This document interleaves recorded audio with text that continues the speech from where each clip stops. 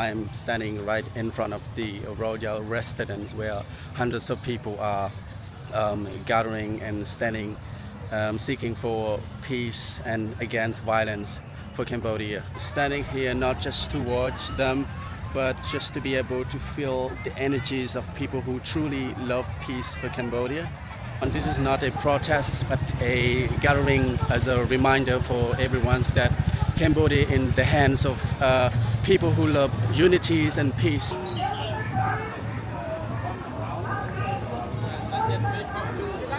Here you can see monks walking peacefully side by side with students. Families stand together, children holding flags close to their hearts. Each group come forward in unity, reminding us that peace is not only a dream, it's a choice they are demanding for Cambodia's future.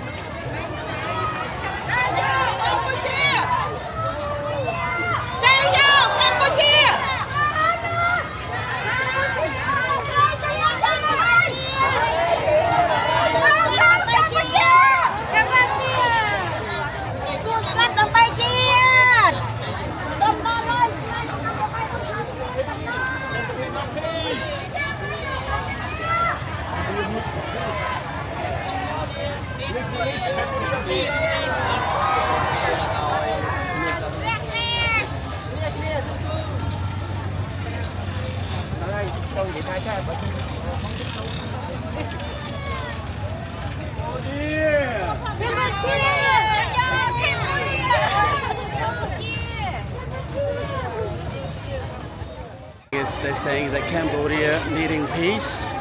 So this is actually not a protest. This is just a reminder to everyone that Cambodia in the hands of peoples who wants peace, who unities, who love peace for Cambodia. This gathering is not only about Cambodia.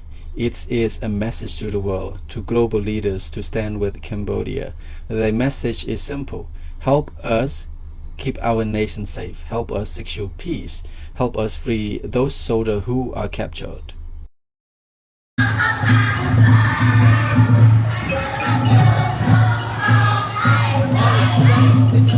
The voices of students rise into the air, singing a song dedicated to Cambodia's soldier.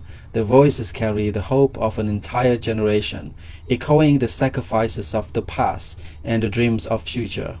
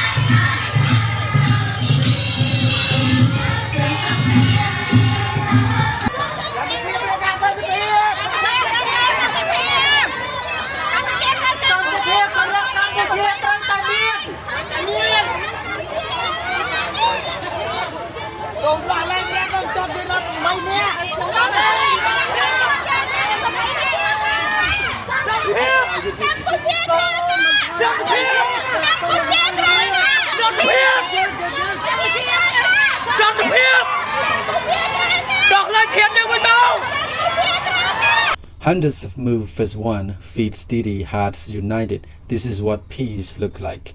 The silent but strange, a collective stance against violence. A reminder to the world that Cambodians people want freedom, dignities and peace.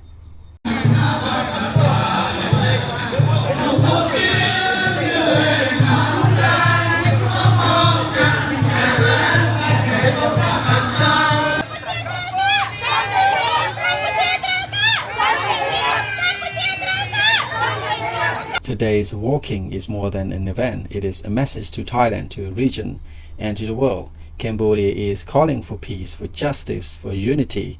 The people here know what violence costs, and they are determined to choose peace. Let their voices be heard far beyond Siem Reap, because peace in Cambodia means peace for all of us.